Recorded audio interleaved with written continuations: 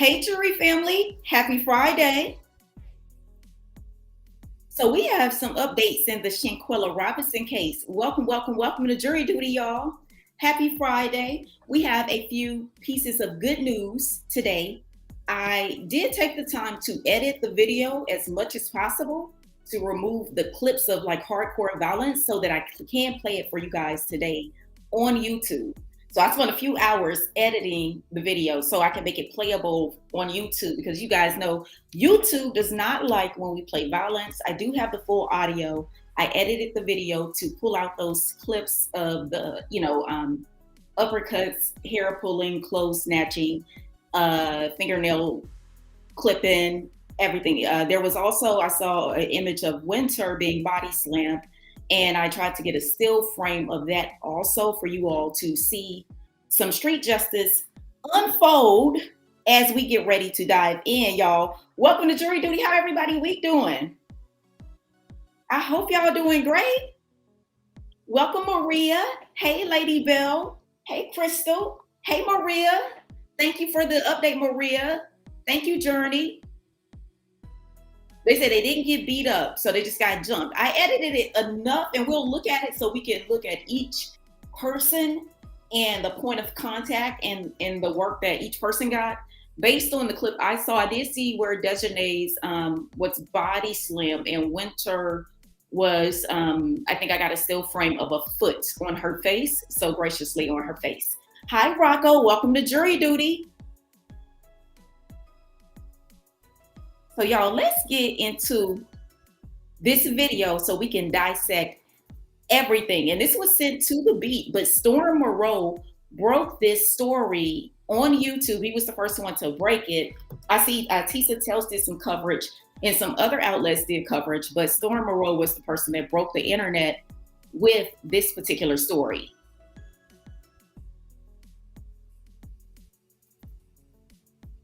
And jury family, before we play the video, can you guys hit a 1 in the chat if you can hear me? I just want to make sure everyone can hear me.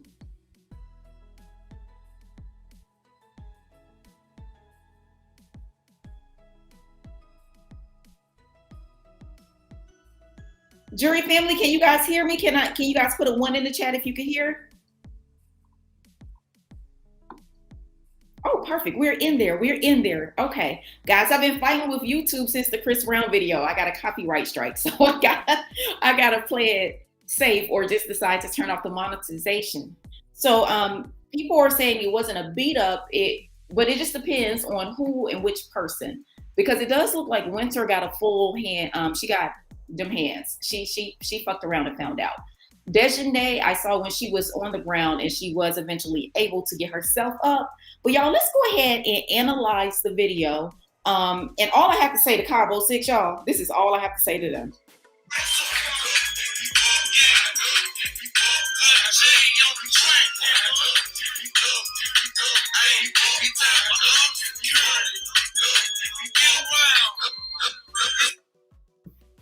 That's all I got for Cabo 6. Y'all, let's get into the footage. And remember, this is edited. This is edited so that the violence is extracted as much as possible, but you can see all of the chaos around it. Cabo 6 was at Electric Tequila in North Carolina, and they were jazzed up, dolled up, thinking that they could just sashay and gallivant around town as if they are not an imminent threat to the public, given their status and proclivities to go around deleting people that pay for vacations for them. So they just got a little too comfortable. In the words of toxic mumble rap poetic scholar Future, they got too comfortable. So Cabo 6 got a degree last night from Them Hands University. I mean, Winter got a full body slam, but they didn't bring the energy that they had for Shanquella. I'll say that. They didn't have the vigor, they didn't have the vitriol, they didn't have the heat. So let me play this video. Welcome, Deion Sanders. Welcome, Diana. Hey, Crystal. Hey, jury family. Welcome as we get ready to play the video. Guys, remember, this is censored.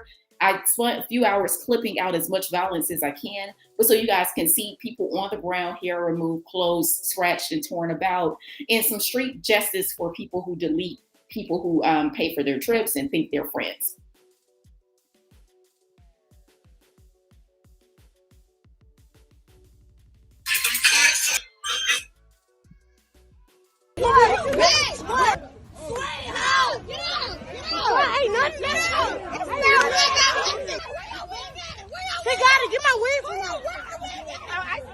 your friend. Let me go get her a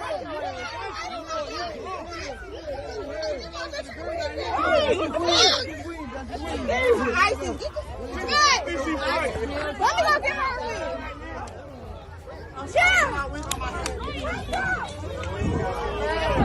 She got work.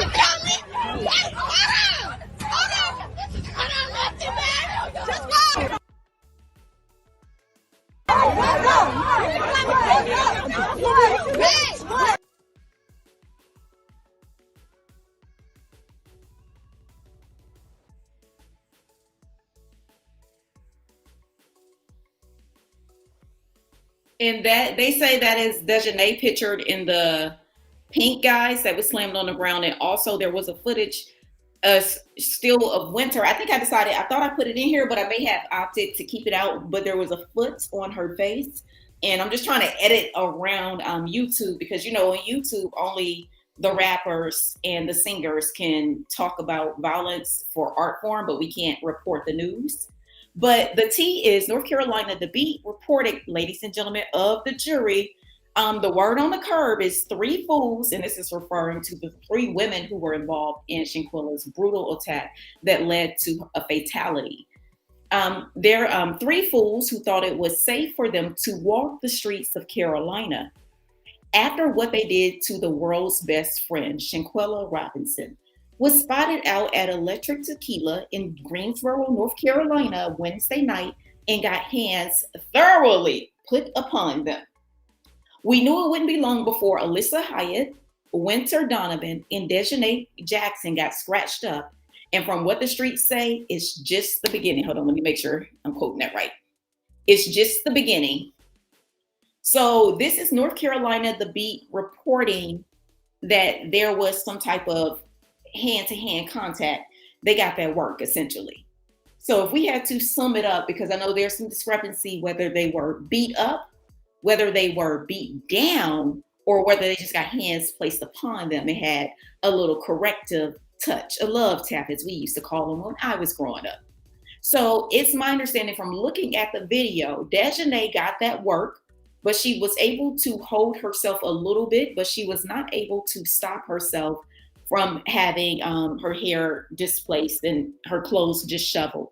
Winter, who had a friend, Winter was pinned up against the car, and I saw several people surrounding Winter. And the question about this attack is, how did it happen? How did it unfold? And what would you do if you looked in a club and you saw a gang of deleters standing at the bar, known for violence, witnessed on a video, committing acts of atrocity, and literally run up, they got done up.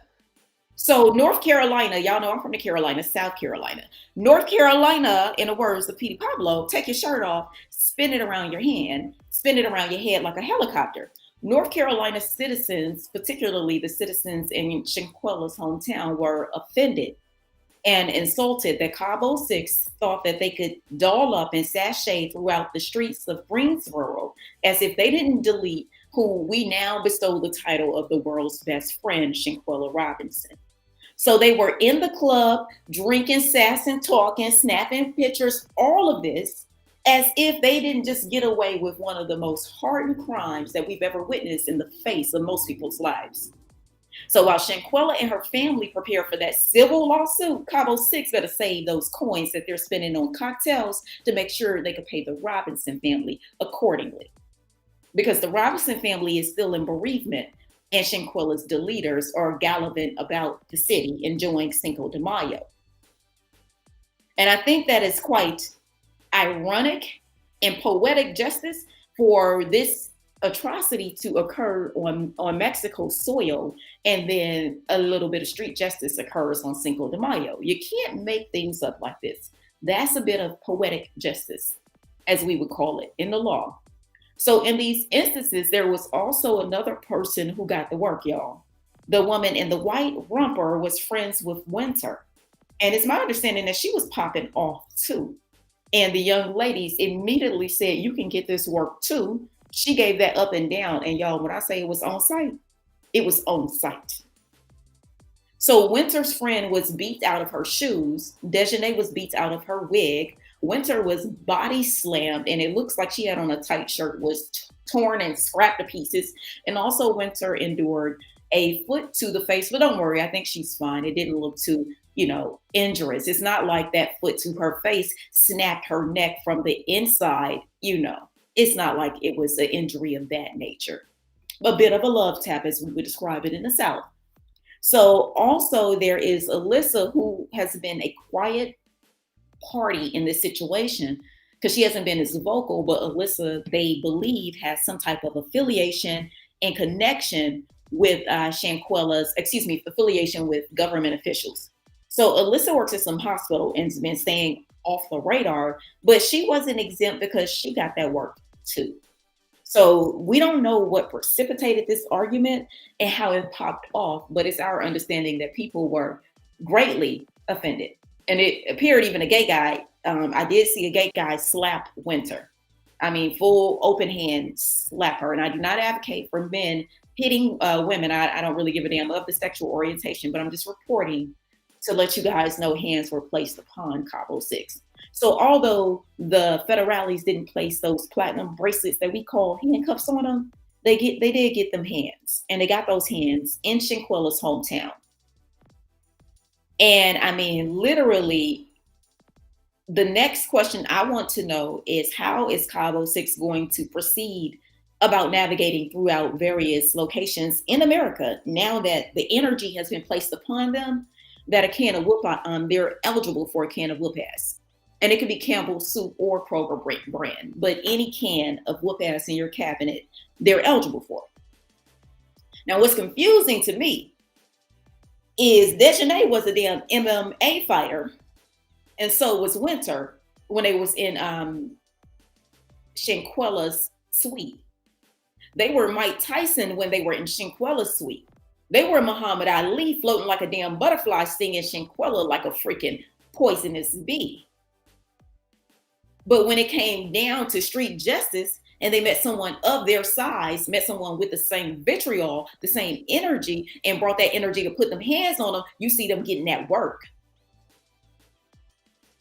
So this even double confirms that these ladies, and I said ladies, it took everything in me not to say what my mind was thinking, that these ladies were bullies. Because when they had an equal opponent, they had space and opportunity, i.e. the parking lot of this club, they were not about that life. At one point, they were scouring and running. They weren't charging up their dukes, squaring up. Winter had no smoke for these girls that was stomping her in this parking lot. Dejanay didn't have any heat. Dejanay didn't body slam one person during this fight, but she did get body slammed and her wig snatched. Winter got her hair pulled, and it looked like some came from the scalp. But these are the same girls when they were up in Cabo, St. Lucas, Mexico, with sweet Shanquella, they turned into Muhammad Ali and brutally attacked their friend. And as you can see, they are not charging toward it. They are trying to run away from that smoke. They're trying to avoid getting that work. Because Cabo 6 thought that they could just do something and discard a beloved Black woman. But it's 2023 and the stars and quasars are aligning. And reckonings are happening for everyone who crosses Black women. So Black male celebrities, you need to understand you guys have been canceled. So with this particular situation, I think it is especially egregious for them to show their face in her hometown, strut around at a club, frolic about, snap pictures, I guess, presumably that they were going to attempt to post on social media later after they have engaged in felonious activity of deleting someone cross borders. So the club basically turned into a scandal. And what was interesting about this fight was it was no one, just like in that room with Shanquella, there was not one person in that parking lot trying to break it up. There was no one trying to get them ladies off of Winter's head. She was getting that work, baby. She was eating concrete. And as far as Dejanay and Alyssa, no one was trying to pull them off. No, they got the smoke and they got it for an extended period of time. The video was about 2 minutes. There were, I think, 3 different videos with the one that North Carolina Beat posted. And Storm played an audio for Storm Moreau yesterday. So Muhammad Ali turned into a damsel in distress when she met someone her size. I didn't see Dejanay throw one healthy, strong punch. And I saw her neck getting yanked like a rag doll, and she barely did anything. Look at her, beat out of her shoes in the white. That's Winter's homegirl. Got beat out of her shoes. Dejanay was in the pink. That's the, and I was being nice. That's the image she still has on with her wig, because I'm not trying to demean Black women hair. But literally, she got beat out her wig. One girl got beat out of her shoes. And Alyssa was trapped in between the car, face down on the ground, looking like they was gonna throw some caution tape around her, honey. I guess she was gonna play dead. She was gonna play possum. So these ladies got that thoroughbred Carolina 1-2 punch work, baby. They got them hands. They got a degree last night. They got their first diploma in them hands university. Absolutely a debacle. Absolutely a debacle. Oh, on the picture on the right, that's Winter, Dejanay with the wig removed. And what I noticed about this fight is Winter, again, throughout this entire fight with the Cabo Six and the citizens of North Carolina, Winter was tucked in between a car and hiding behind another woman, using someone as a shield. So the ladies got that work. They were scared. They were not bringing that energy. They were not bringing that heat, that hate, that vitriol, that disdain, that disrespect, that degradation to the ladies that brought that work to them. And just like they did with Shanquella and didn't give her any dignity to allow her to put a robe on her clothes, a few of them got beat out their clothes.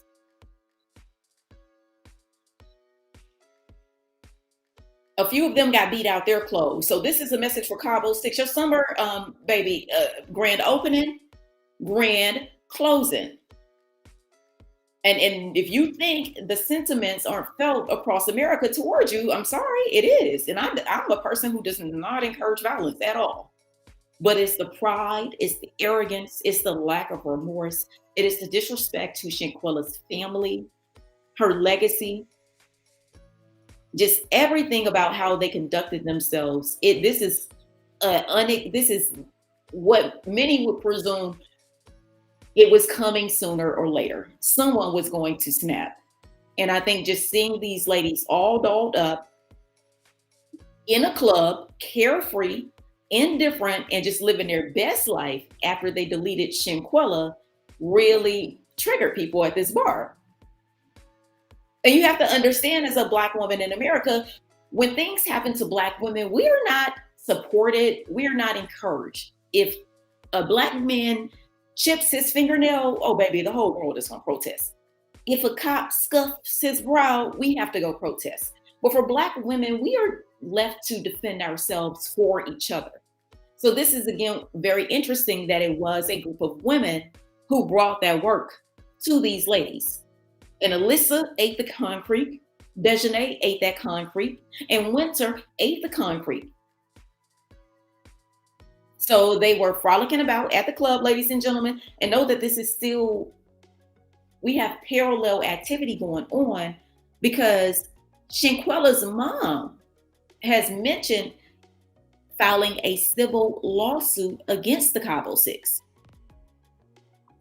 And, even if criminal charges were not filed in a court of law, you have the right to pursue civil charges against someone and receive recompense if they cause some type of injustice, grievance, harm in your life. And I think any jury in America would easily agree that the Cabo Six should pay a hefty sum for what they did to Shanquella and the pain they inflicted on her mother and her father, her cousins, her sisters. So this is, now we're just waiting to see when Shanquella's mom and dad civil lawsuit will be filed against the Cabo Six, and we will be keeping an eye out to see how much they are going to seek. So while the Cabo Six is buying cocktails at the club, they need to be saving their coins to make sure they can pay Shanquella's parents for this civil lawsuit that's going to get slammed down on their head like the judge did in Kanye West's case for that child support with his $1 trillion tricking. So Cabo Six got beat out the club, and this is a dispute, y'all. I know some people are saying it wasn't a full beat down, and some people are just saying they just got a few stumps and it wasn't a full, black eye bruises. But what happened was it was enough to let them know that they're not going to get away with deleting a black woman and take your ass to the club on all day Cinco de Mayo after what you did last year in Mexico. I think the hell not. I think not. And in cases like this, guys, as a former prosecutor, I remember when crimes would be so bad and I would see them, and I didn't do the complex cases, thank God.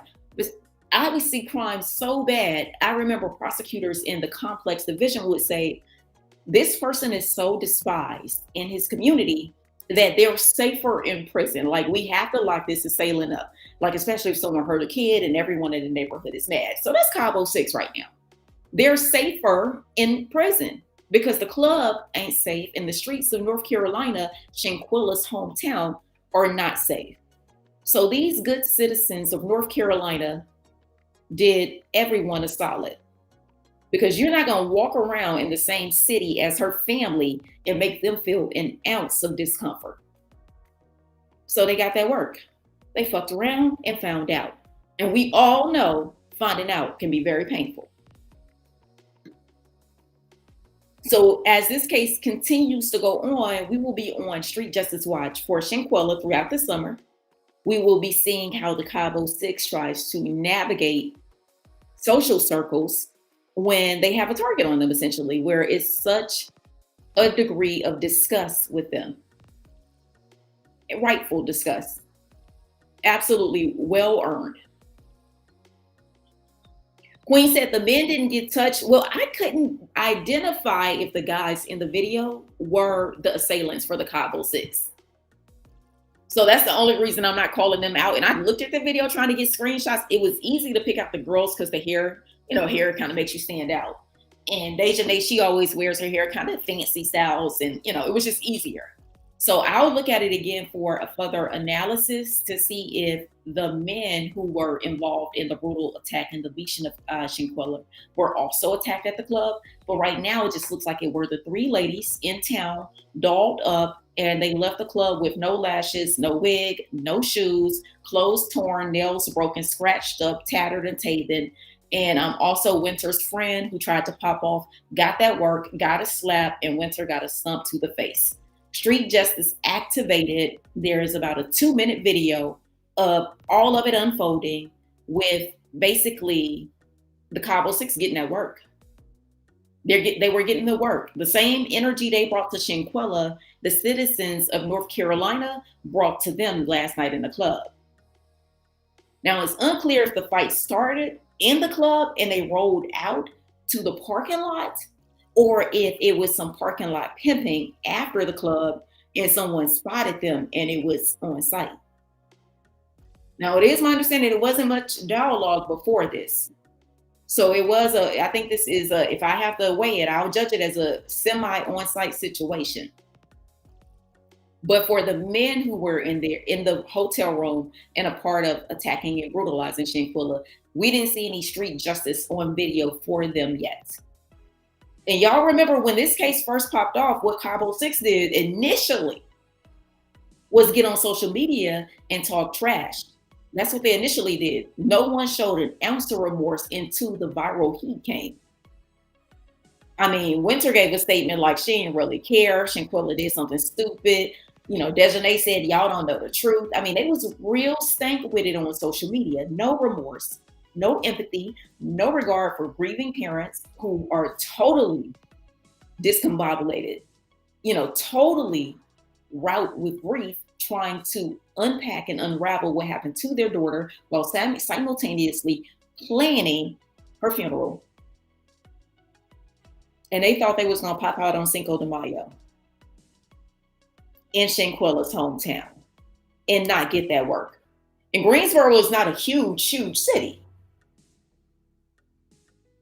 It's, large enough to have, decent time if you're going to visit, but it's not like New York where you could just hide. These people stand out in North Carolina. And the Robinsons' family's pain and grief still rings loud. There are still memorials around North Carolina for Shanquella. So for the Cabo Six to get so comfortable and pop out at the thick of the summer is absolutely insane. It's the audacity for me. Only in America can you go across the world, delete a US citizen, and nothing happens. I cannot wait for the day where Black women get complexion protection. Black women, we have to protect ourselves. Black women and girls, y'all know on this channel, I've been very open about it. I'm only pro Black women and girls. I only support those who support me, period. I don't wish ill on anyone, but I would not be stumping the yard and protesting for people that tell the world on every platform how they don't like you, how they don't like our hair and our skin complexion. Black women, we got to get on code. Because all we have out here, and we see this with Shanquella, a case with damning evidence, and then North Carolina prosecutors want to insult our intelligence and say that their seasoned prosecutors decided that it wasn't worth it. But once we pulled up the LinkedIn, seasoned prosecutor means 6 or 7 years practicing. Well, I've been practicing law 13 years, okay? So I don't like when people try to one-up me, because I know that's what the North Carolina prosecutors have done. Oh, we know what we're doing. They always try to one-up. Y'all don't know us outside of YouTube. And I don't go around bragging about my credentials and things like that. But you tell the North Carolina prosecutor, I'm sitting on 2 Ivy League degrees, graduated from honors from all my institutions, terminal degree. Very well versed in the law and have tried, not some bullshit with an actual jury, several cases. Stevie Wonder can see that there was enough evidence to prosecute and bring forth some type of charge, at the very least, some type of fiduciary criminalistic charge for their international fraudulent wire transfer activities when they attempted to defraud Shanquella's mother and father on 2 separate occasions. It annoys me that this heavy-handed judicial system in America can never ever seem to figure out what to do and how to apply criminality and impunity when a Black woman is harmed. So Black women and girls, y'all, we got to get on code. Because also we have to get on code. We can't continue to support individuals who disrespect us. We can't continue to give them our money, and when it's time, they don't say anything. So why are you tricking off your money, giving it to all these Black male celebrities when they don't give anything? Kyrie Irving made the news for giving because it's so abnormal. Pay attention to how many of these Black male celebrities did anything for Shanquella, pushing her forward, using their resources, volunteering investigators. Outside of Kyrie Irving, that's all we heard, and it made the news because it's abnormal. Withdraw all support from them. Black women, we have given them our counterparts, your counterparts, y'all, because they ain't mine, more energy, time than they deserve, and there's no reciprocity. So when a Black woman is harmed, if you were quiet, I don't fuck with you. And often, in nearly 99.9% of the time, that's Black male celebrities. So there it is. So Shanquella's angels are singing because 3 out of the Cabo 6 reportedly got them hands put on them, hands and feet put on them, body slam, beat out their shoes, leaving a North Carolina nightclub. And this is all just pretty much a pinup, an absolute pinup of people being upset and frustrated with the lack of, people being upset and frustrated with the lack of justice. It's like they playing in our face. And what Kourt Chronicles, what I really, really hate, y'all, is when the media tries to gaslight It's like they rewrite history and it's no one that does anything. So they have this lie. North Carolina prosecutors said there isn't enough evidence to prosecute. But I guaranteed if one of Cabo 6 wanted to press charges off this video, they'll have enough evidence. It just shocks me how people say they're seasoned. That's why I never say seasoned attorney, because it's like you set yourself up. You say you're a seasoned attorney, and then literally, you can't figure out a basic level of criminality for people who've committed crimes in 2 different countries and lied to authorities. And you have evidence, screenshots, text messages, phone calls, emails. Baby, you're not a lawyer. Let me just say that. North Carolina prosecutors, y'all, I said it. Court Chronicles said it. I guarantee I tried more cases than them, because what y'all don't know about the law is white privilege is real. White attorneys will try 3 cases their whole life and act like they're the king. Literally, it's judges on the bench, 90% of them are white, who never tried a case. Absolutely insane. And I mean, with the actual jury, first chair, let me be clear, because the white boys, the white privilege, they really be pushing it. Or the male privilege in the law, should I say. It's not relegated to white males, usually male privilege. Overinflated sense of activities, overinflated sense of competency. The truth is, North Carolina prosecutors are incompetent. They are not well versed in criminal law. They're not familiar with basic penal codes for fiduciary and fraud-based crimes. And definitely, I think we all can easily agree that they're not well versed in international law. And I think a lot of times with attorneys, instead of admitting that something is not in our wheelhouse, what we do is try to pretend like there's not enough evidence, it can't be done. That is the way attorneys gaslight the world. And they're so arrogant. I'm an honest attorney. I never do that. It annoys me. If you ever meet an attorney that knows everything, run, because you're being lied to. Attorneys say things cannot be done when they don't know how to do them, or when they don't feel like it.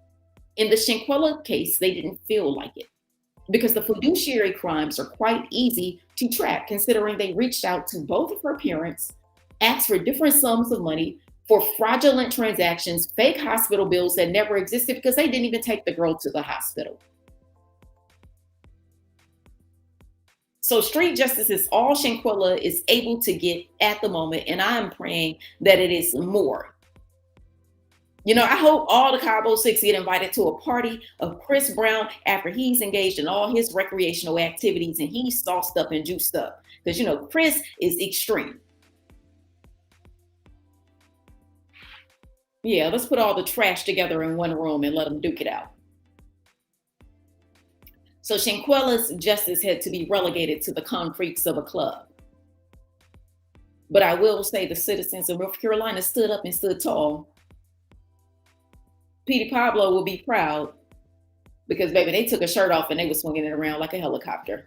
And I don't know who came out their shirt. It was someone with the gray. I think that was Alyssa. Because after, you know, I saw a shirt, the back of someone, I didn't see that person anymore. And if I saw a bare back, I'm like, uh-oh, that's not a good sign for a woman. Ooh. So Alyssa appeared to be beat out of her shirt. Winter's girlfriend appeared to be beat out of her shoes. And Dejanay, her hair was disheveled and removed.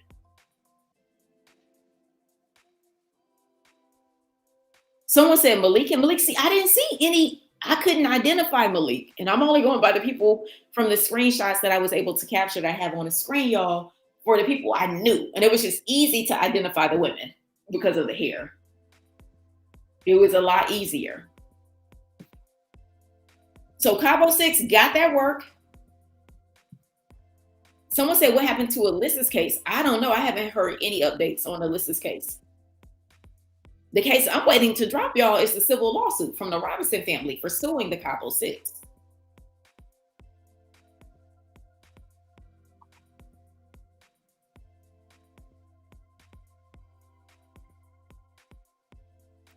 So, y'all, this is the update for Shanquella Robinson. Street justice, live in and play in North Carolina, Greensboro. And it was at the Electric Tequila. That's a nightclub, a bar, a spot there where they were kicking it. 1 week after Cinco de Mayo. I think they should have stayed home.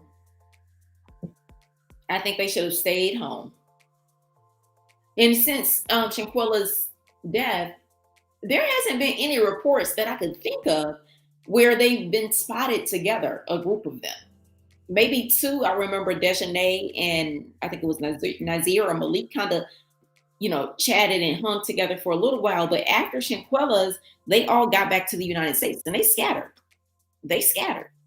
They was in Texas, they were in New York, they were in North Carolina, ducking and dodging.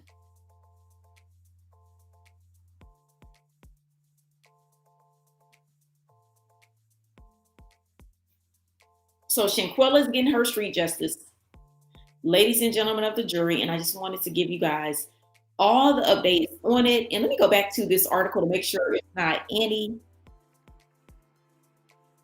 Let me make sure it's not any details I missed.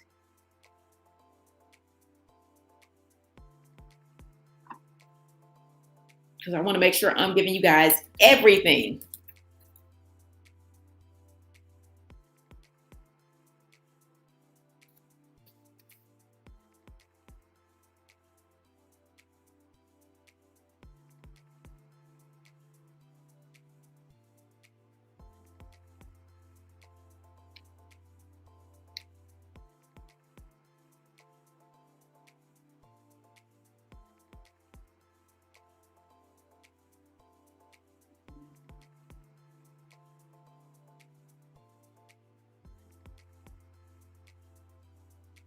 And they just clarified the woman in the white romper was Joya Elise. That was Winter's friend, the one that tried to assist her and got beat out of her shoes.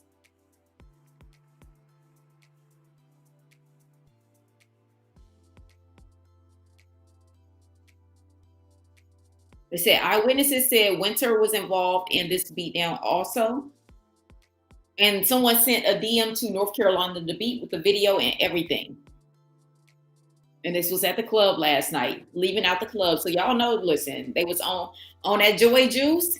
Y'all, they was feeling good and got their ass toe up to the floor up. And let me tell you, it's my understanding now, I've never gotten into a fight while I was drunk. But everyone I know who's gotten into a drunken fight, they say you don't feel your injuries until the next day because you're tipsy. So if Cabo 6 was tipsy, they probably can't even feel the full extent of the bruises that they experienced while they were eating concrete the previous night. And they haven't showed their face on social media today, so it's no clarification whether or not someone has a black eye. I would like to see if Winter or Dejanay has a black eye, because from the images I saw on North Carolina to beat with the video, there was a shot of a girl who appeared to be Winter on the ground getting some intense blows. There was a woman who was strategically neutralizing the threat of a murderer. Okay, they said blue shorts is Dejanay.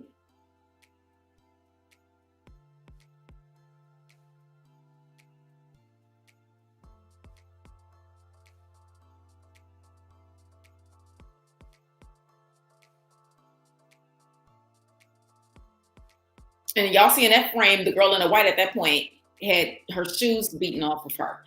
And the gray right here is Alyssa. You see the top coming off. That we suspect on the ground, I had to cover it up, but I suspect that head being held very tightly. She was squeezing that ponytail quite tightly. I think that was Winter. Because the video is so blurry because people are jumping around and bouncing.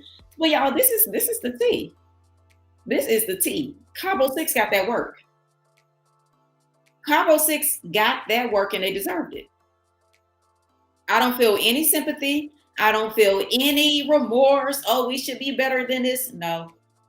I really get tired of people tone policing Black women. Like, it's like the world tells us when we can get upset, when we should protest, when we should be offended. Oh, offended, never a thing. We can never really be offended. So you're sensitive. For 2023, what about we just tell everyone stop tone policing Black women? Literally, I'm grateful that someone took action. I'm grateful that the Cabo 6, at least half of them, the 3 ladies, got them hands put on them. And I hope that they, got an ice pack or a pack of peas for any bruises that they may have sustained. But the difference between them getting their ass beat and eating concrete is they live to see another day. unlike Shanquella. That's the difference. So even those ladies that gave them that work in a parking lot had humanity, a degree of sympathy, a degree of care, a degree of consideration, because they didn't snap their necks. They didn't leave them, in the parking lot in the nude without medical treatment. So they got the work. Cabo 6, 3 of them, the ladies got their ass beat, leaving the club, beat out their shoes, beat out their clothes, and beat out their hair. And I feel no sympathy, not an ounce.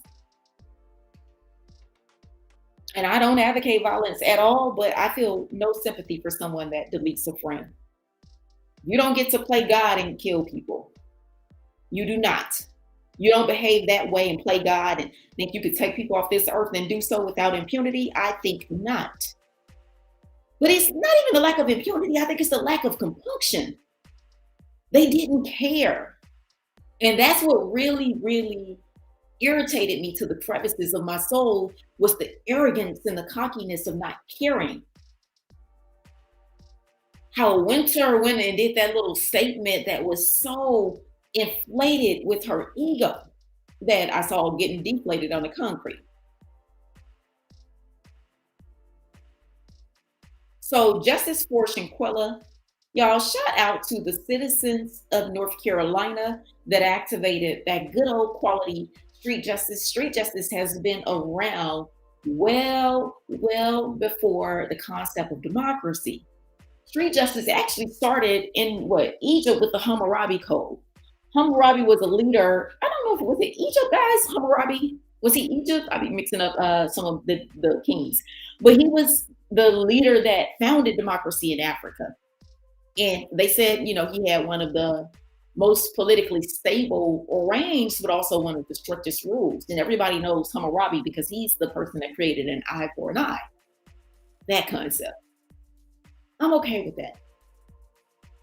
Black women have turned the other cheek for too long. Black women ignore the disrespect. We ignore how Black males do not support us when we need them. It's a few, but it's not enough. It's inadequate. So I am so okay with street justice. And what I will never accept is people trying to tone police Black women, tone police our anger, tone police our upsetness, tone police our despair, like we're robots or attack dogs. Because when it's time to protest the issue that's not related to us, we got to go protest for everyone. Not I. And Black ladies, y'all better not be out in them streets protesting. That is very masculine, and leave that alone. Let whoever needs protesting, let their preferences protest for them. Let the people they praise on social media protest.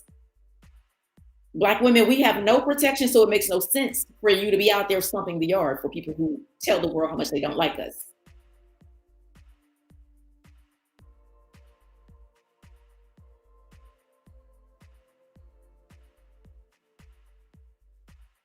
Well, Catamaran, I feel you, and I'm a Christian, but I don't think it is appropriate to try to use the Bible to criticize people who are responding to impunity. And punishment is totally fine. What they say, spare the rod and spoil the child. Oh no, it's some corrective action that has to happen in any society. And again, that's tone policing. So to the Cabo 6, I hope you get your ass beat again and again and again and again. I get tired of people telling us when to be nice. I get tired of fellow Christians trying to tell me to turn the other cheek. I ain't doing that shit. It serves no purpose. We're going to turn the other cheek and what? No, God said the Bible says engage in righteous judgment. I hate when part-time Christians try to come. Oh, don't judge. No, it says righteous judgment. It says spare the rod and you spoil the child. It says don't try to charm a snake after you've already been bitten. Ecclesiastes. So let's talk about what it really says. Confusion is not of God. Obedience is better than sacrifice. So there are a lot of areas in the Bible that talks about corrective action.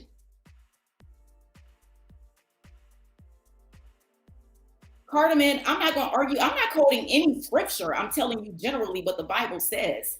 But what you're not going to do is come on my channel and try to tone police us because we're Black women speaking out about injustices against Black women. Miss me with that. What you're not going to do is try to use the Bible to keep Black women in control, because guess what? I'm all the way rogue. And see, I'm not like our male counterparts that kiss white people ass to make them feel good. I don't need white validation. I don't need a white person to tell me I need a gold star for good behavior. I don't kiss their ass. I live my life within my individualistic capacity. And that's the difference between myself and our counterparts. So don't come over here trying to tame the beast. I'm a Leo. That's my daggone sign.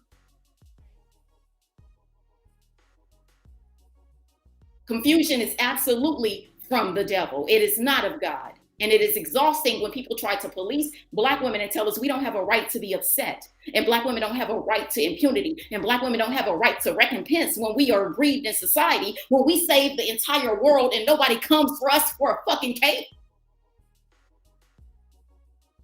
I think not.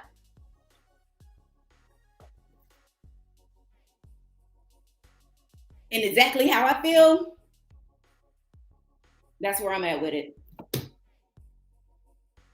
Yeah. He says, just wait till things get worse. Like, sir, I'm not about to see, I don't live my life believing things are getting worse. I'm realistic about the people in my world and who's around me. So you're not going to fearmonger me. Nah, I'm a real Christian. I have faith. So with faith comes a degree of peace. Peace from the Holy Spirit. So even when it's a crazy storm all around me, when baby demons send spells and all of that toward me, I feel nothing but peace. And that's straight from the Holy Spirit. I live in Los Angeles. Everywhere I go, Black men turn their nose up at me because I got the nerve to be a dark-skinned woman with confidence, and I have peace. So you don't get to police how we respond to mistreatment. Miss me with that. You don't get to police our cathartic release in response to some justice getting served where none was applied. Using your theory, we shouldn't even have prisons. Using yours, if you were using, I don't know if that's a guy or using your theory, we should not have prisons because impunity is only relegated for the heavenly realm. So there's no need for Justice Department. There's no need for an entire executive branch of the government who does nothing but enact impunity.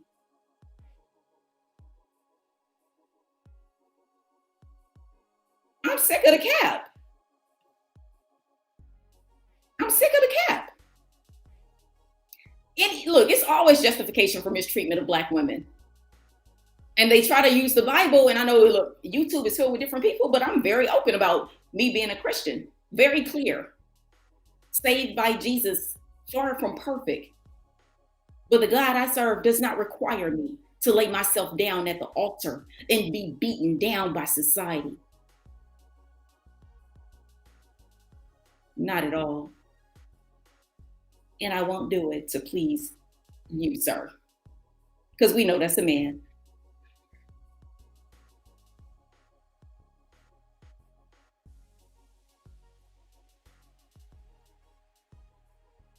So justice for Shanquella, justice for Shanquella, justice for Shanquella, justice for Shanquella, y'all.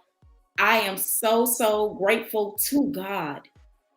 I am grateful to God that when the world tries to come against Black women, I am grateful to God that He protects us. Yeah.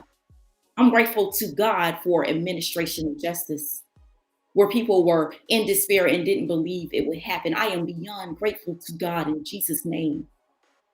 That when the world tries to tell Black women we don't deserve protection and use the Bible to even say that you're not worthy of protection, I'm grateful to God that He reigns in my life. Not someone clicking and clacking, playing keyboard thug, but trying to cape for villains. I am grateful to God for a very strong sense of self. I'm grateful to God that I don't seek validation so I could get on here and talk about how I honestly feel.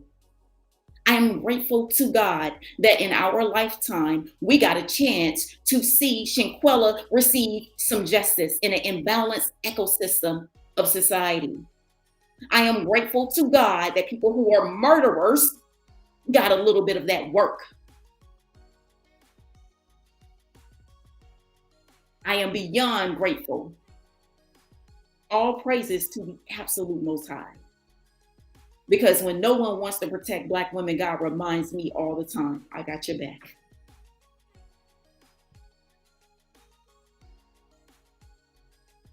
I am grateful to God that even when people want to disagree in my chat box, they still run up my clicks in my algorithm. Because even when they don't like it, they still hear. I am grateful to God.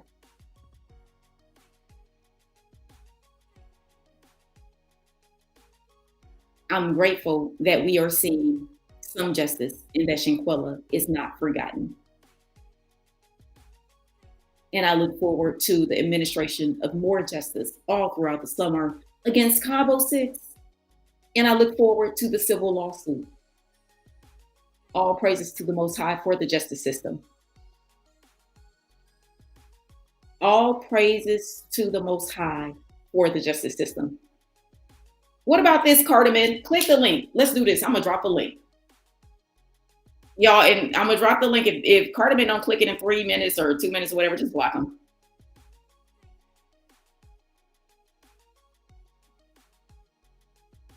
You don't have to turn on your camera if you don't want to. Click the link, Cardamom. Click the link. Let me turn on my timer.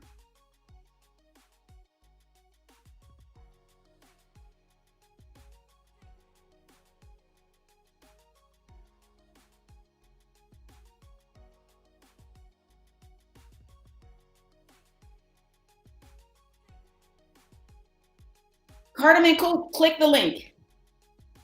Click the link. Because what you're not going to do is browbeat us, Black women, for being ecstatic that some justice got applied. Click the link.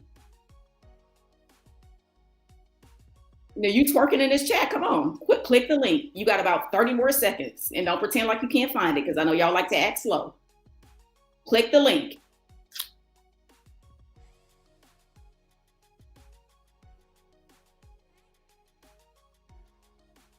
Very simple. Rocco said that the energy you put out, you will get back. Right. According to Cardamom, we shouldn't even have a justice system where people go to prison. Click the link, Cardamom, because it's Friday. You twerking in the chat. Click the link. Because anyone knows I don't play when it comes to justice for Black women. Y'all don't get to blur the lines. Oh, let's go. Link click. Yep, I'm here. Now, Cardamom, welcome to Kourt Chronicles.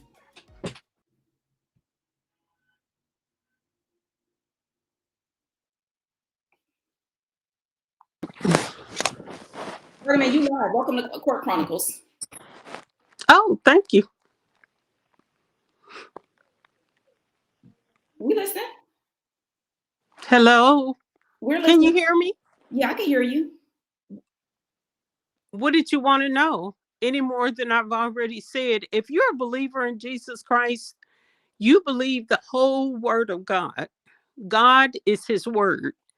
And if he said, vengeance is mine, I will repay, that's what he meant. Okay, so what about this, Carter? Following that logic, does that it's mean not logic, it's the word, it's a fact. Hold on, Carter. What you're not gonna do is talk over me on my channel.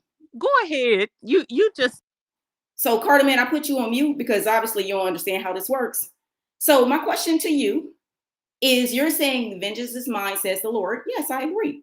But you're saying no punishment should ever be afforded to anyone.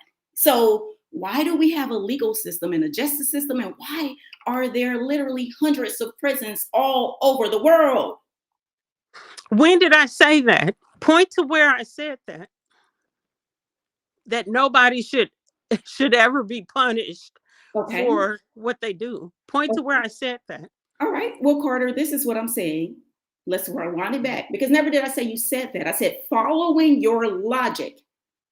No, Following, that's not no, what you listen, said. hold on. What you're not going to do is talk over me. So please don't make me mute you. Following, I'm going to mute you because you laughing trying to be cute. Following your logic, you're saying that no one should administer any type of punishment outside of God. Because we're saying, thank God some punishment was applied. And you're saying we're all basically some type of, heathens for being happy punishment was applied. So I said, following your logic, if you're saying that we can't celebrate punishment and impunity being placed on people who engaged in criminality, why do we have a legal system? Why do we have prisons?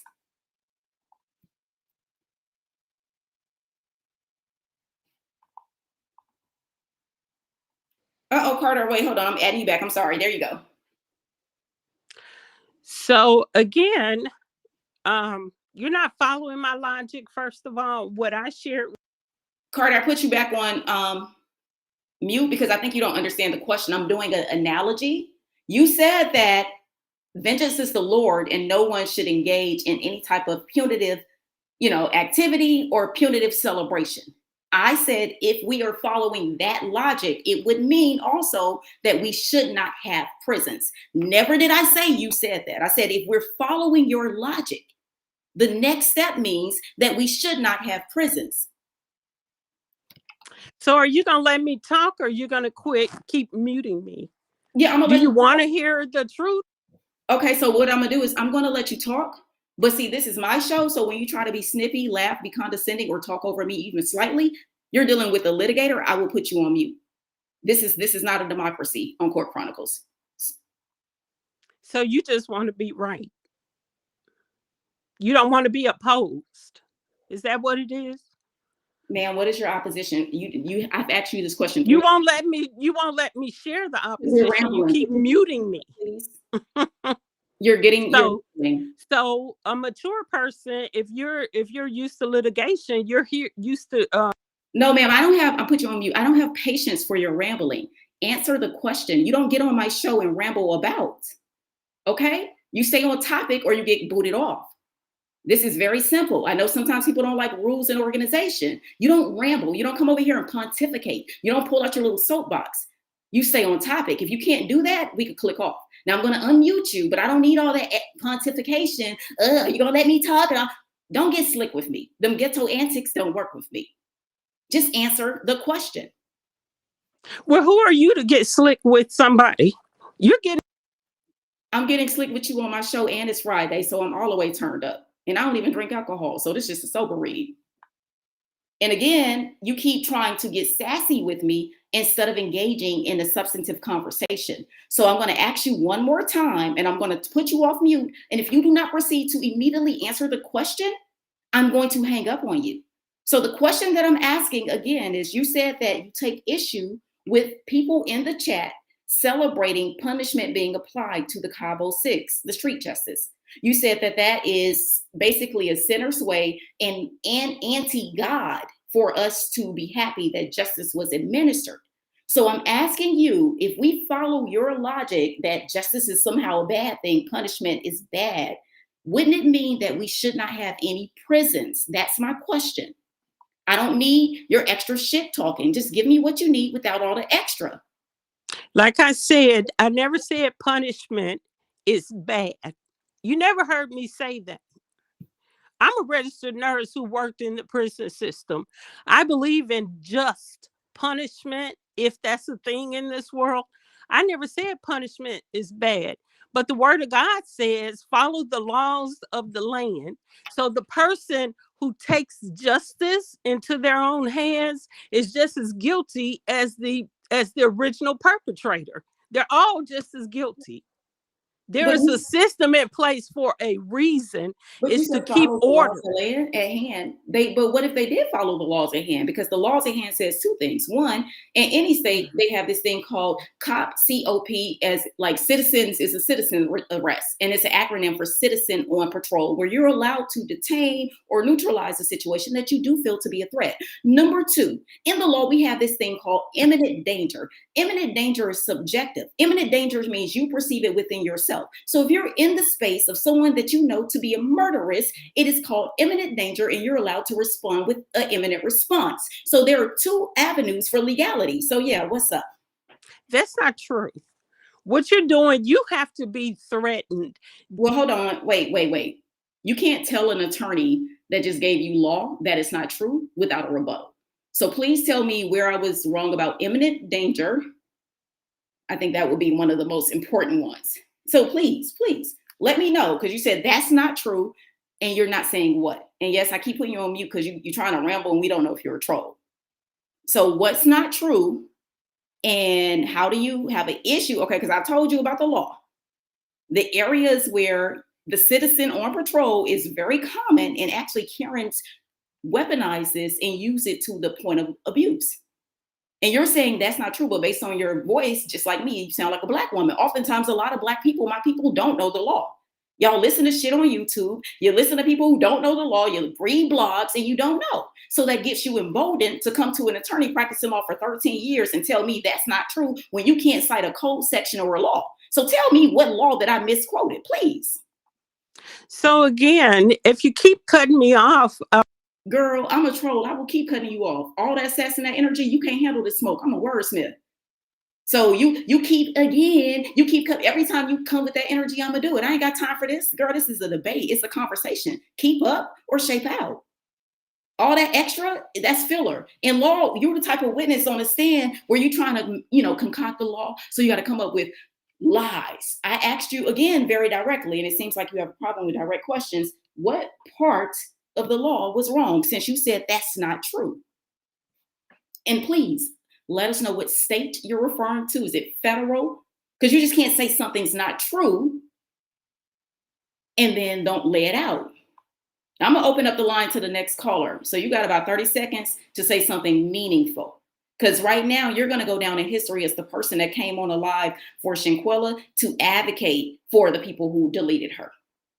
Well, if that's how you feel, then that's on you. But when I said that's not true, you cut me off where I couldn't finish and let you know why it wasn't true. Imminent danger means that there is a direct threat to you at that moment.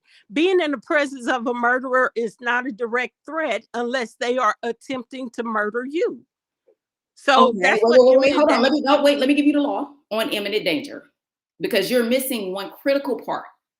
Imminent danger in the law turns on subjective opinion. Subjective opinion means whether the individual identifies the threat as danger. So you can't say that these girls in the club, when they saw these deleters, that was an imminent danger. So to you, and maybe the life you live, you could sit at a bar with people who don't kill people, and that's totally cool. But for me, that's a very scary situation. So imminent danger is subjective. And then the law defines it as within a reasonable person. So I don't know. So hold on. I don't know about you, but I think in any jury in America, no reasonable person would agree with you to say that you're not in imminent danger to be with someone who is known to have murdered their friend, fled the country, lied to authorities, and essentially went into hiding. So maybe the life you live, baby, that ain't. Can I respond to that? Can I respond to that? You can respond when I'm done. Don't listen. This ain't the manosphere where you do that. No, you respond when I'm done. You are told there's no way you're a Christian. There's no way. Look at the judgment. No way in the world. Winter, come on. No way. Okay. Look at the judgment and the gaslighting. Christians don't behave like this. What you're not going to do is police me. And what you won't do is police me. So I don't know how you got confused about this channel, but this is a channel to uplift and encourage Black women. You don't get to come on here and browbeat us. And see, what you probably thought was I wasn't Christian. Because I know it's a lot of people in the spectrums that aren't. But what you don't do is browbeat me into saying that somehow it's wrong that justice was administered. And you keep running from the question. You never answer the question about the justice system, except I worked in a prison as a nurse, which tells me nothing. And then you said that I somehow, as a prosecutor, I don't know what the hell imminent danger is, and you do. So you prosecuted cases where you had to deal with this as a legal issue. The truth is, you came up here trying to Bible thump, and you wanted to use this as a moment to espouse Christian tenets, and that's fine. Jesus is always welcome everywhere in my life. But you don't try to manipulate women to say that we're doing something anti-Christian or anti-God, because we are glad and relieved that people who imputed some type of harm on Shanquella receive justice. And then you come on here and insult me. Oh, you can't be a Christian. No, no, no. Listen. It is interesting when people who claim to be Christians attack fellow Christians that way, because it's people like you who run people away from the faith. It is people like you who are like them old women at church. Why them little girls don't come to church anymore? Judgy old heads pointing their fingers at everyone instead of encouraging women. You chose to use your Friday night to come up on a chat to try to defend a group of women who murdered their friend. And you think I'm not going to snap on you? And then you say I'm not Christian? No, the God in me has compassion for Shanquella.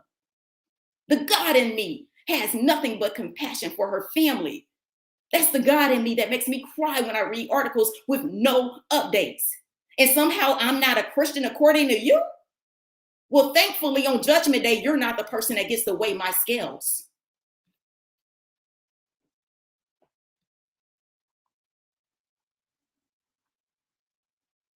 Y'all, well, it looks, I don't know what happened. Carter left. I'm done. And y'all know I'm unapologetic about being a Christian, but you're not going to try to manipulate it also. Like, no, no, no, no, no. No, no, no. In the Bible, one of the most prolific judges was Deborah. Deborah was a judge, a woman, and she administered justice. Deborah was all that.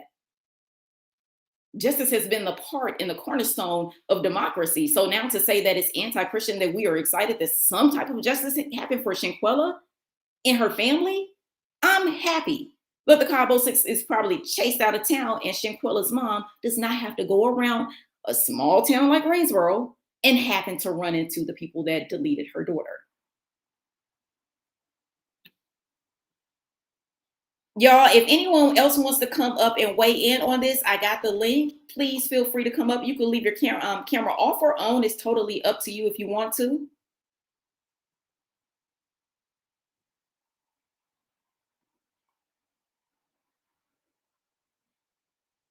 Justice for Shanquella. Whew. Tell you, and what really gets me, y'all, is the women like that are the type of women who never go into male spaces and ask them about the disrespect. They don't really address that. They come checking women. It's like, you got to be, these modern day mammies, you really have to be careful.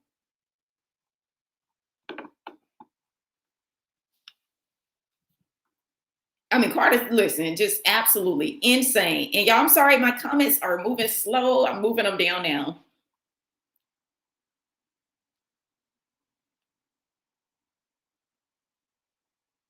I mean, really, that just got on my nerves.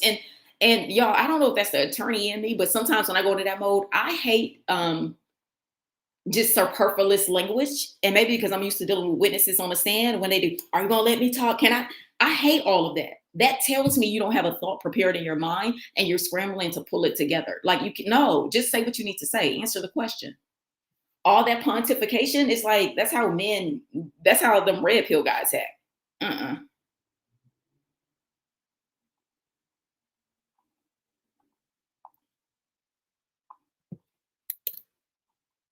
Okay, and let me repin the link.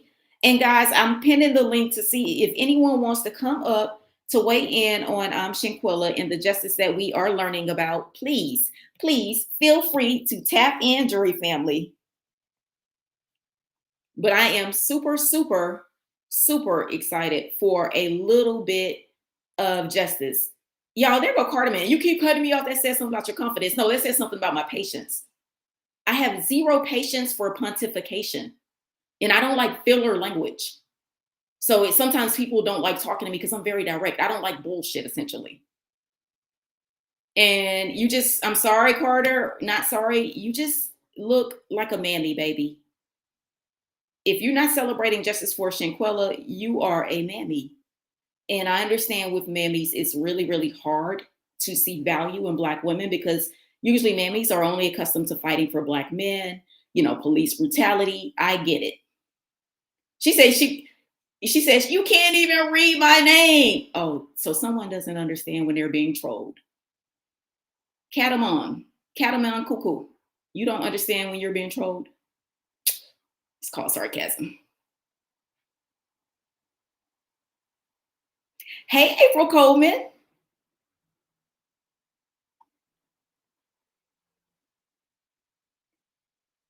Big up to North Carolina doing its thing.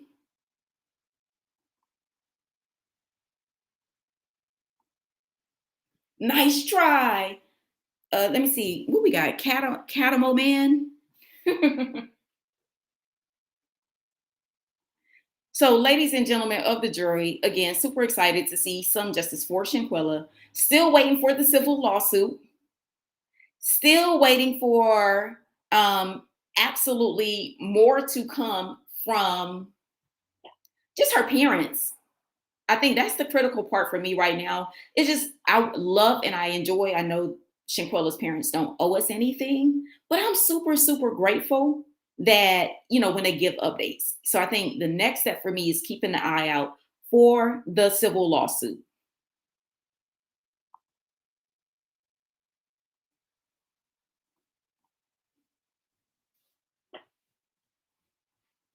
Yeah, moderators, please feel free to block her if you want to. She's not adding anything to the dialogue, and she's anti-Black woman.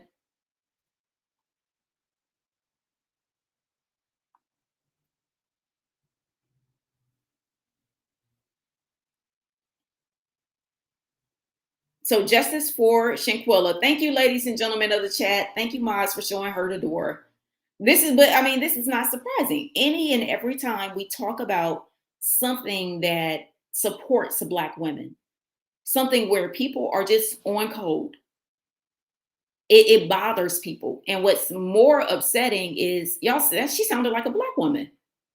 And you have to be very careful because in 2023, it's a clear divide with Black women. It's the mammies and the not mammies.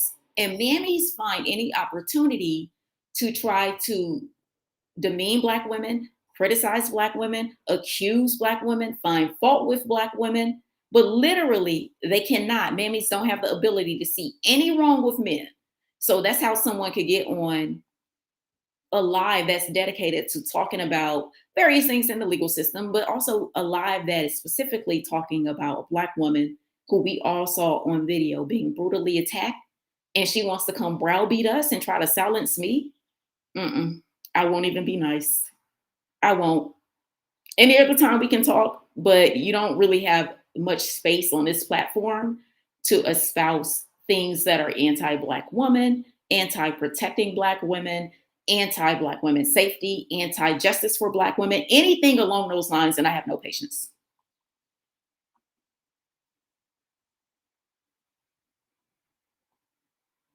Oh, so you said, please recap. Let me put the video back up for the Cabo 6 so we can do a video recap. So Cabo 6, y'all, last night leaving the club in Greensboro, North Carolina, they were at the Electric Tequila is the name of the spot that they were at.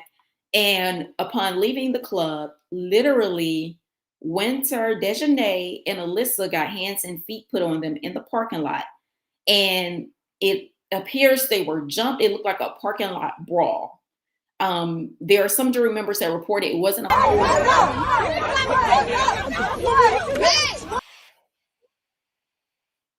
So some jury members are reporting it wasn't a full beat down, but it was a hardcore, beat up, depending on who it is. So Alyssa was seen in gray, and I couldn't show much of her in the video because her shirt was ripped and things like that, and just the violence on YouTube. So I had to edit it. But Alyssa got the work. Winter was pinned up against a car, and she had her friend, who's pictured in the white on the right, using her friend as a shield, and her friend was taking blows. And also Dejanay received multiple body slams, and also her hair was disheveled. So they got that work leaving the club in Greensboro. And you see Winter's friend in the white got beat out of her shoes. These people were responding into their reporting, allegedly, the energy and the hostility and just the anger everyone's feeling toward them for what they did to Shanquella. and how they essentially got away with it. Because recently, North Carolina prosecutors reported that they would not be moving forward with any criminal charges, be that misdemeanor nor felonies, against Cabo 6 for their string of criminality from North Carolina, Texas, New York, Connecticut to Mexico, Cabo St. Lucas, Mexico. Hey, Wanda. Hey, Miss Helena. Y'all, welcome to Jury Duty. So now the Cabo 6, we're trying to know word on where they are, but some people saying they're leaving town. They've been ran out of town, but people were appalled at how comfortable that the Cabo 6, well, these three, half of the Cabo 6, looked in this space. Glammed up, dolled up, cocktails, this, that, click, click, flash, snapping pictures, and everything. And that really offended people's presence. Like, people were just offended that they felt comfortable to try to navigate.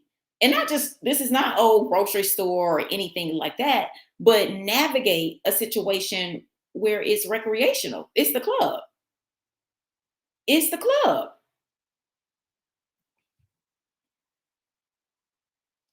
So this happened in North Carolina last night. Tempers flared when people saw these criminals out on the street.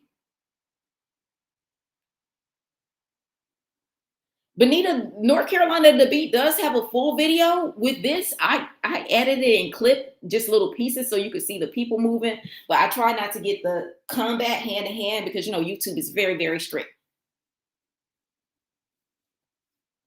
But I wanted to make sure you got a few still shots to understand the magnitude of the chaos.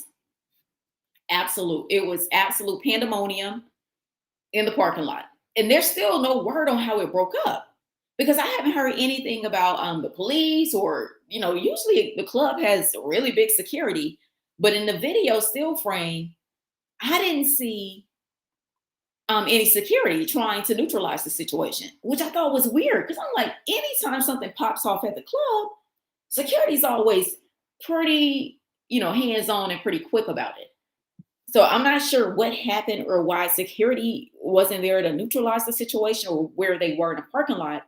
If that was so far away, it wasn't, within the scope of the security. I don't know, but it was going down. It was really, really going down. Yeah, so the Cabo 6 got a certified can of, you know what? Y'all see one of them, she limping, child. She don't got beat out her shoe. But at least she still got her clothes on. So they reaped what they sowed. Wanda in Exodus said, "Thank you, Wanda, for the clarification." Wanda said, "High Court Chronicles, Shanquella's parents live in Charlotte, North Carolina, and the beatdown took place in Greensboro, North Carolina, where Winter and Alyssa live. I'm ecstatic they got their asses beat, yay." So got it. So thankfully, the Robinsons, the parents, do not live in Greensboro. So thankfully, they weren't anywhere near. Jones said, "I carry at all times, even when I take my dog out to go potty." Listen, if I ever see one of this, I ain't even read none of that. Beep, bleep, bleep. We go.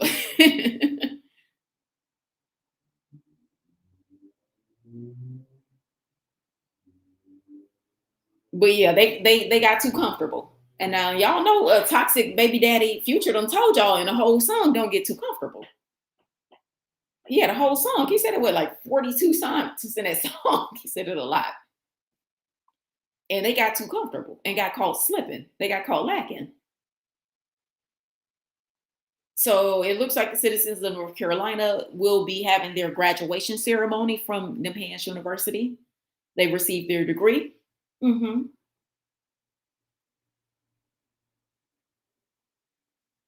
Oh, Joan, it's okay. I feel you. I feel you. The fight is with North Carolina, the beat.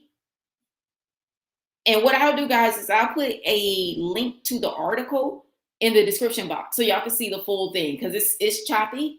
And I'm sure everybody wants to understand what happened and how this all unfolded. With the 2-minute clip, it's not any context. It's just literally the camera starts rolling with the scuffle. It's not any build up or anything. It's It's tussling. It's hands and feet getting thrown. It's happening. And as you can see, they were in the middle of a parking lot.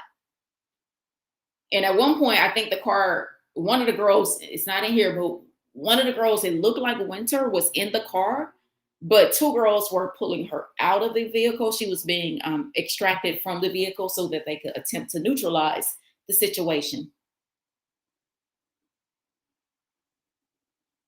And no word on the men who were a part of the Cabo Six that played a role in the brutalization and deletion of Shanquella. But yes, North Carolina to be got it. Storm Moreau broke it. And someone told me someone else broke it also. Y'all forgive me.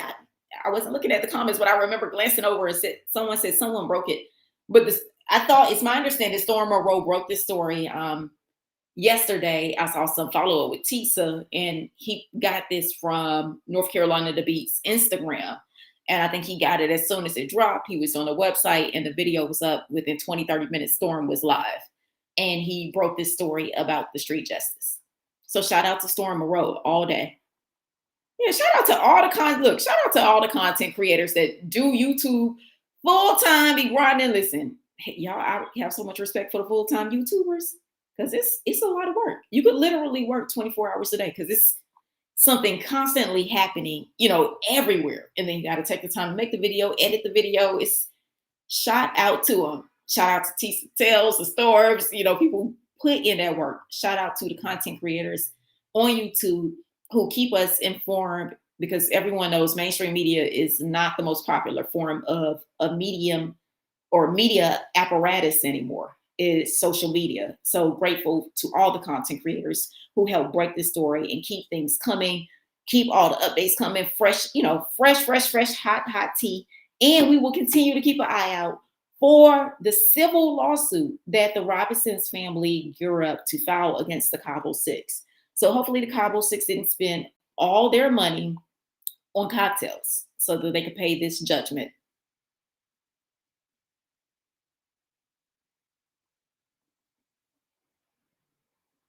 Do you remember Danae said, I want to see the view from the gentleman in the yellow. I'm sure he has the best view.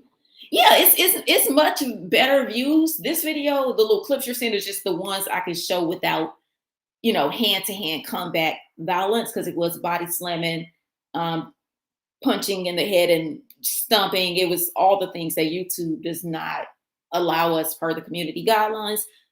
Unless you are a rapper, a mumble rapper, then you could put all those things in your video and encourage the world to do it. But if we need to report it as breaking news to get the information disseminated to the public, we are penalized. And I gotta ride a tightrope because my last live stream, I've been in a little bit of YouTube jail. Chris Brown's team, Arrow, did a copyright strike. I used the clip of his video, not even the audio, but just with him walking. And it was right, y'all, when I was roasting him. So it's very ironic. Chris, you ain't got to be like that. It's not going to stop the roast. So the last one got the copyright strike. So I got to be on the straight and narrow to make sure I could keep my buns on a platform and adhere and subscribe to the community guidelines.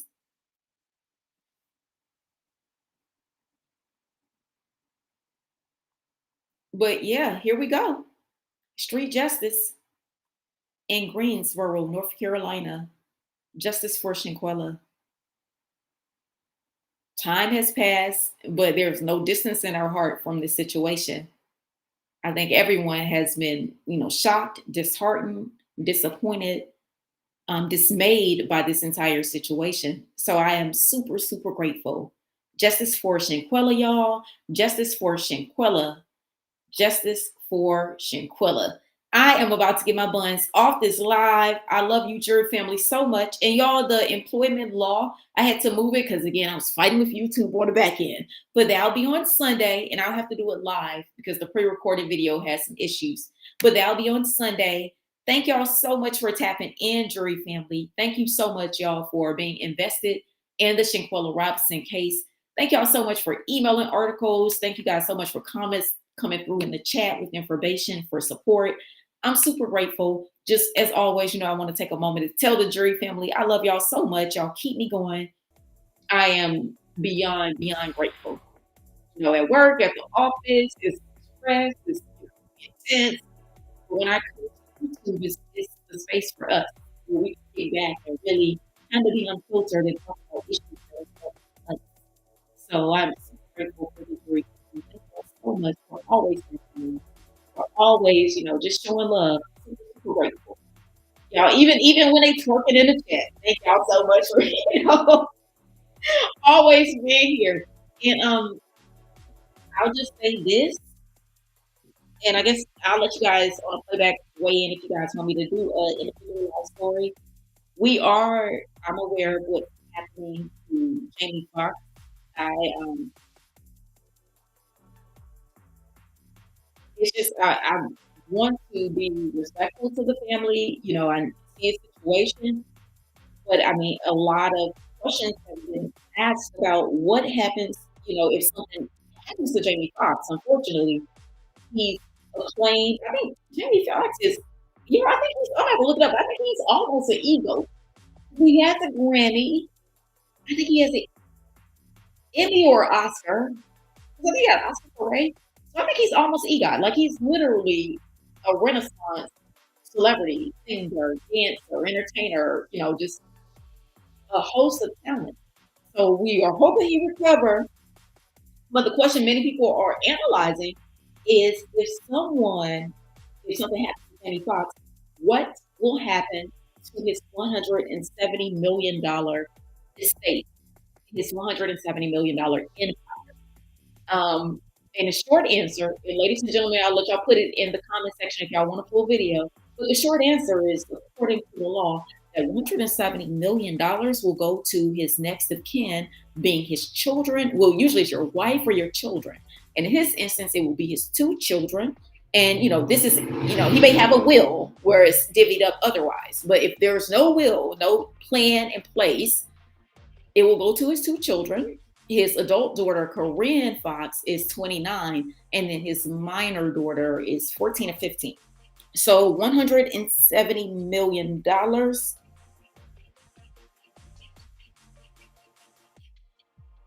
So each child would be eligible for $85 million.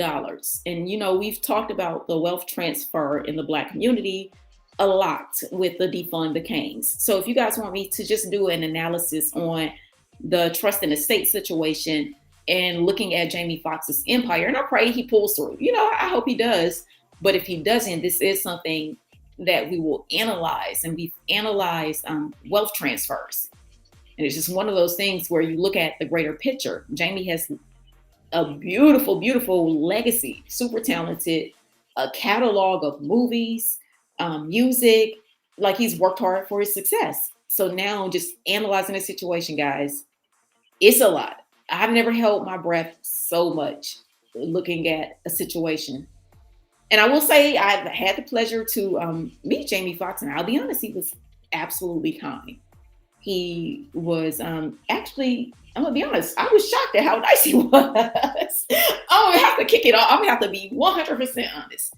I was very surprised. I was like, whoa, it was genuinely kind. So we will continue to keep a look at this situation, see what's going on. Someone said, is Jamie still hospitalized? Michi, I love your name. That's what we used to call my brother growing up. That question, I would say an hour ago, I would say yes. But then right before I started this live, I saw on Gossip of the City with Gigi, Gossip of the City XOXO, that they were seeing Jamie's home. He's been playing kickball. But we just saw Claudia Jordan on, was it Funky Ricky Smiley? And she was saying how everyone was still worried about Jamie in the industry. So there's conflicting reports about his current situation. And the only person that has really been the person speaking out has been Kourt, and she put up, her social media post, but that was one she deleted. And I think at this point, they're not going to tell people the severity of the situation unless, it gets to the point of no return. And I can understand why, but I don't know about the kickball. Now, Carissa, you already know I can't even go there because look, people don't want that conversation. Is been, you mean has been. He's home playing. So Jamie, look, Carissa, I'm just gonna wrap in your comment. It said Jamie is home playing kickball. So that means the clone Jamie Foxx is playing kickball. Because he was in a coma.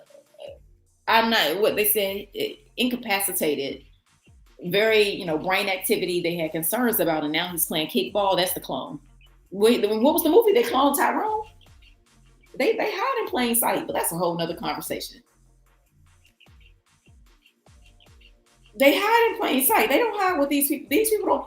That's why I'm so hard on Hollywood and be so indifferent. Y'all, they don't hide what they do. Cloning and kids. That's what they like. And money and fame and, consumerism. Ciroc. They don't hide what they do. They just trust that their faithful fans will, be their advocates and be like, oh, it's not true. Every and anything you can imagine happens in Hollywood.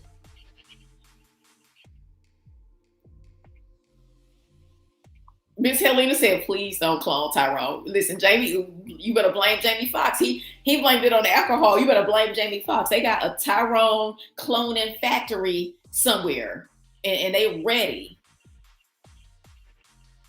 They ready to clone all these Tyrones so we can give this Tyrone excellence permeating all throughout society. So with Jamie, we're just keeping an eye on this very bizarre situation. Since Jamie came back from London, it's been chaos with his medical condition as they are reporting it. It's, been conflicting reports. I see that none of his girlfriends or lovers have been by his side, which is quite troubling. So it's a lot to look at. I mean, I saw Tonya TKO posted a quote from Jamie Foxx, and this is interesting. It's eerie. He talked about how he didn't plan on ever getting married until it was time for him to be in a wheelchair. And, I assume he was trying to make jokes of how men, want to prolong marriage. Well, certain men, because it's not all. But literally, it is eerie how people are saying now he's passing, in his most critical moments, he's alone. And it's like, maybe we shouldn't celebrate being a 50-year-old man with 2 baby mamas and single, because in your moment of need, you're going to want to be surrounded by people who love you. So that is also very disheartening to hear that his lovers weren't there. Jamie Foxx does have one sister who I absolutely adore. I just think she is amazing. He has one sister that passed away that we all saw the pictures of. And he also has another sister who is a makeup artist, very, very outspoken, super talented. And if you ever meet her, she's an instant friend, just an amazing personality. So I've been keeping an eye out on her page, and I'm being intentional not saying her name because I try not to put her in that space unless she wants to. But I haven't seen any posts from his sister, the makeup artist, who is in the industry. I haven't saw anything, but I'll keep an eye out to see if she's posted something. And, just keep an eye on everything. Because at this point, we don't know what the hell is going on. Jesse, you don't need prayers. No, you're allowed to feel your feelings. Jesse said, you remember Jesse said, I do need prayer because I have issues. Well, we all need prayer. Let me take that back. I do have need prayer because I have issues with Jamie's involvement in downgrading Black women in the 90s. Wanda, in the 90s, Wanda on In Living Color. I agree. And that's one of those things where you got the legacy for being great. And it's not anything I wanted to point out on this live, but we can't ignore $170 million estate. If something happens to him, that won't go to the Black community because none of his children are with Black women. And this is why we have to defund the Canes, because all the money we pour into them, none of it ever comes back to the Black community. So Jamie Foxx didn't go out and say, I don't like dark-skinned women, but he made a point to make a caricature of dark-skinned women. So now, like Jazzy, I'm with you. Women like me, as a dark-skinned woman, everywhere I go, I'm a joke because of what people see on television. And I'm like, boy, play with your mama. Not with Kourt Chronicles. So Jamie Foxx will have to analyze his legacy and the degradation to Black women. And also, if anything happens, we will again watch a massive wealth transfer of $170 million going to his, non-white family.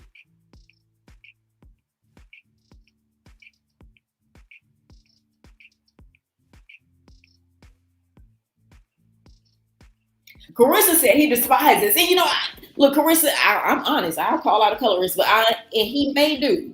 But I'm telling you, at the time I met him, and this was a setting with multiple women, he was nicer than it was even required. He was super kind. I will say that.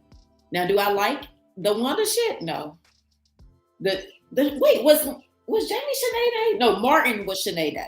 Because in the industry, all these industry men, they alter ego. If you know, you know. But yeah, he played a very vicious role in the ghetto Black woman character in all the tropes. And how he decided to date and procreate was also an indicator of how he felt about Black women. So yeah, we don't wish his demise, but also we're not sitting over here about to, do the Coming to America. No. It's 2023. Black women have had their awakening. The women who haven't had it, look, they'll have their awakening one moment.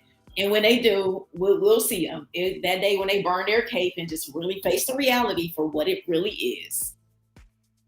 So we don't like to see the demise of Jamie Foxx, but we cannot ignore how he played a critical role in denigrating and desecrating the image of Black women while pedestalizing white women, giving his legacy and his lineage to white women, and doing the ultimate thing that 99.9% of Black men like to do, even though they never admit it, is wash out their Blackness. And they always want to say, no, it's not true. And I say, well, why do you celebrate how light your child is? It's a race to eradicate themselves. Thank you, Miss Helena. Thank you. It's a race to eradicate themselves. And instead of them being honest about their self-loathing pathology, what they do is attack Black women and create negative propaganda to justify the fact that I just don't want to make a kid with my own color. They just don't want to tell the truth. I don't want a kid that looks like me. That nothing makes me sadder as a rich man than the thought of not having a light-skinned kid. We got to be honest.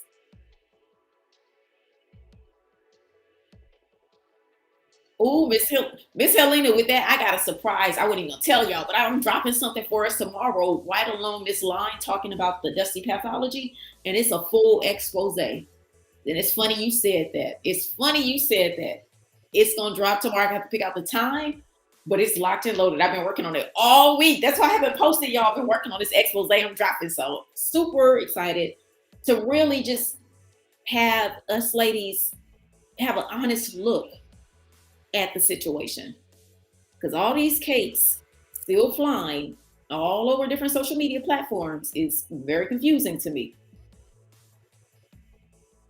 Treasure T in the building. Hey, Treasure T. So tomorrow there will be a expo, y'all, dropping, and it's loaded with receipts. And if anyone watched this and they still have an ounce of a cape, they can't be helped. This is literally receipts from content creators all across YouTube, TikTok, Facebook. Yeah, I've been staying up. I'm gonna tell the truth. I've been staying up to 2, 3 in the morning working on it. And I don't want to say that's a testament to like me. Maybe it's just my ass. It's not some super editor, so it might take me longer. But literally been working on it.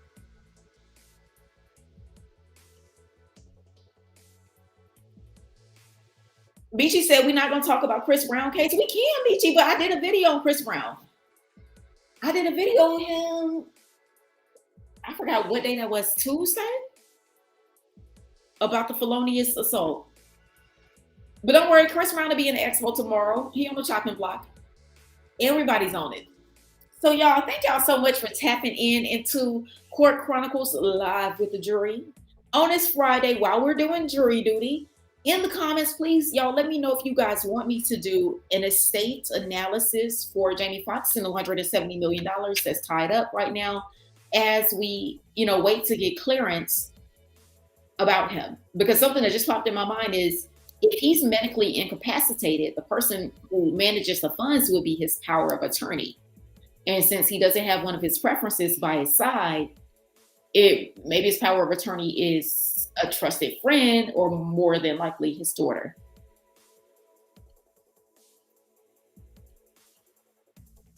Miss Helena, you said when I'm coming back? When I'm coming back where? You talking about this weekend? Tomorrow I'll be on YouTube, and Sunday we have the employment law class, the master's class.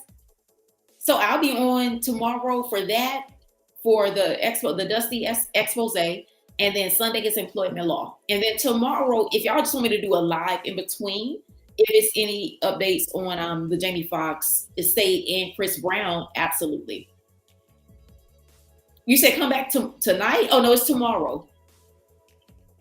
Yep, Miss Helena. Yep, it's gonna be tomorrow. The Dusty expose, and it's a lengthy expose, but it's powerful and it will help with any capes that were made. Yep. And then Sunday is the master's class. And of course, y'all, I'll continue to give any updates if they pop up for Shanquella too. And the street justice with Cabo 6 getting at work. So that's all I got for y'all, jury family. It is only 4:03 here in Los Angeles. Y'all, we covered a lot of ground talking about Shanquella. We got a little God up on the block, or a lot of God, because he's the big God, big G. We talked about Jamie, a bit of a residual conversation, and looking at a possible $170 million wealth transference. And also be prepared for the Dusty expose that will really unpack the self-loathing pathology and have women just really kind of just face the truth of what it is. Some things can't be fixed. Sometimes you just gotta jump ship. So that's all I have for y'all. Love you, jury family. Y'all, on the way out, could you please hit the like button and show some love for the algorithm so we can get this news out. And if anything, if you are a praying woman or man, please send some prayers up for Shanquella's family. I can't imagine the pain of losing someone and then not really getting closure, and then it's constantly in the media too. So definitely sending many prayers to the Robinson family as we continue to keep our eye out for their civil lawsuit and just the Cabo 6 getting street justice, hopefully across the American diaspora. So love y'all, jury family. See you tomorrow, y'all. Tap in for the Dusty expose. It's a full-on Dusty documentary, honey, with over 100 receipts. Y'all heard me. Literally, I've edited over 100 receipts just for y'all, jury family. Love you so much. Miss Helena, I'm pro-Black woman and girl only. I only advocate and support who looks out for Black women and girls. And that appears to be Black women and girls. So that's always just kind of my focus. Yeah, and I wish them well. I think that I pray that the males will galvanize and come together for him, because that's sad and we need the males to protest. But for me, I just focus on Black women and girls, and I directly and very explicitly support people who say nice things about us publicly, who praise our dark skin, who praise our natural hair. Those are the people I support. If they do the opposite of that, they don't get my support.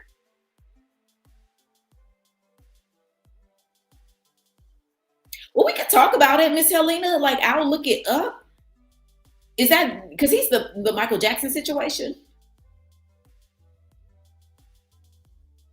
Thank you, Michi. And thank you for tapping in here and there. I be seeing you come through the jury duty. I appreciate you.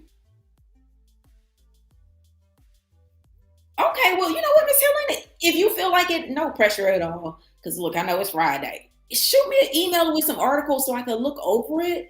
Because I mean, even with you saying a community problem, I'm so I'm sorry, I'm just trying to censor myself. I am so far removed. I really only support Black women and girls. I will spend my life fighting for Black women and girls. exclusively. He was a threat and punching women. Oh, you know what? Let me write him down. Miss Helena, I want more information. So is this the man that people are protesting about right now? Is that the one?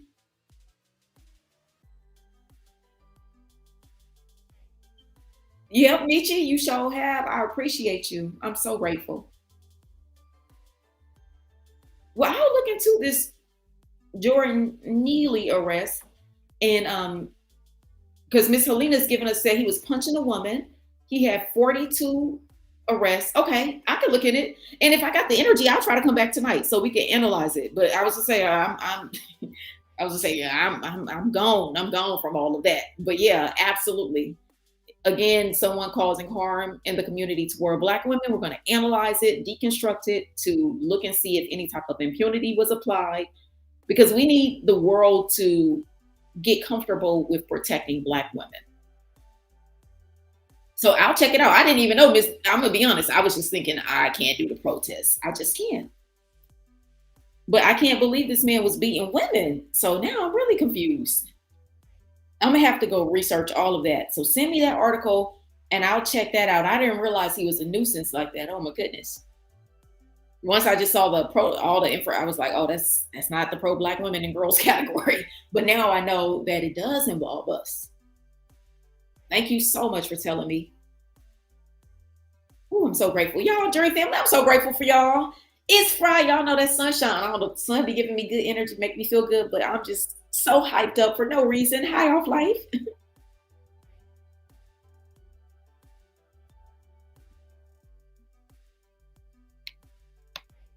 High off life. I'll do it for Black women and girls. That's it.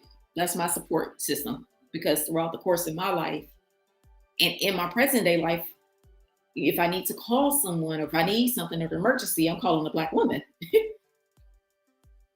Yep, I'm right there with you. So ladies, hopefully we can get all the other ladies out there to get on code and wake up too. And maybe after tomorrow what drops, we could get some other ladies to kind of come to terms about how dangerous it is for them to have the capes and be out there stumping the yard when it doesn't necessarily benefit us, because every 5.5 hours we're victims.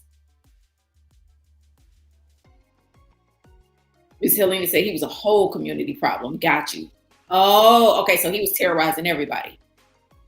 Oh my goodness. Okay. I'll tap in, Ms. Helena. I can't wait to read the tea. Thank you for telling me. And I guess I saw some of the clips and just was like, oh, okay, that's not my category. But now I know this is our category. And I'll go look and see. I'm sure there's some protests or something for him, which it's bonkers. It's like the double standard in our society. Kevin Samuel, excuse me, Kitten Hills. Kitten Hills was up there calling women average at best. And she had a 6-figure job and owned her own business. But here we are 1 year later, nearly the anniversary of Kitten Hill's passing. And Ebony simply says she wants to date her financial equal, and all hell breaks loose. Look at that. That's ironic. It's always the hypocrisy when it comes to protecting Black women versus men. So I'm so glad you put me up on game, Miss Helena, and told me the tea about Jordan being a community problem, a whole community problem. And that seems to be a theme with this terrorizing women, especially in New York.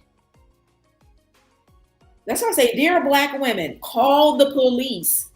There is no reward for being a ride or die. You get nothing except a knot upside your head. Call the cops. Give a statement. Snitches get stitches, okay? But that's all right. I'd rather you deal with a group of your peers of 12 than be carried by 6. Call the cops. Protect yourself. There's no need to protect anyone except yourself and your family. Love y'all, jury family, so much. Thank y'all so much. I know we covered quite a few topics at the end. Thank y'all so much for the updates during the live stream. I'm super grateful. I'm super grateful for y'all. Thank y'all for tapping in. Please hit that like button. on the way out. And I will see y'all tomorrow for the Dusty expose and documentary of absolute treason. Looking forward to it. Love you, jury family. Y'all have a beautiful one. It's been real. And please hit the like, subscribe, and join the jury family where we break down real life situations, dealing with legalities within pop culture, within the law, within sociology, analyzing it, deconstructing, and just looking at how Black women are affected within the paradigm. So quite interesting. A lot going on this weekend. Hope everyone stays safe. Enjoy the sunshine. Get your vitamin C and enjoy the weekend. Love you, jury family. Oh, and a special shout out and thank you so much to all the moderators for maintaining decorum in the chat. You know, we let them twerk a little bit in the chat, but when they get out of control, y'all know what to do. Y'all show people the door accordingly and just keep the chat really flowing and contributing to the dialogue. Thank you so much.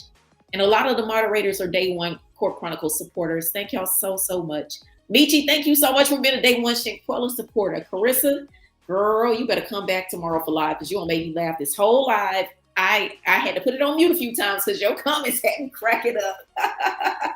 Miss Helena, thank you, boo, for always coming through.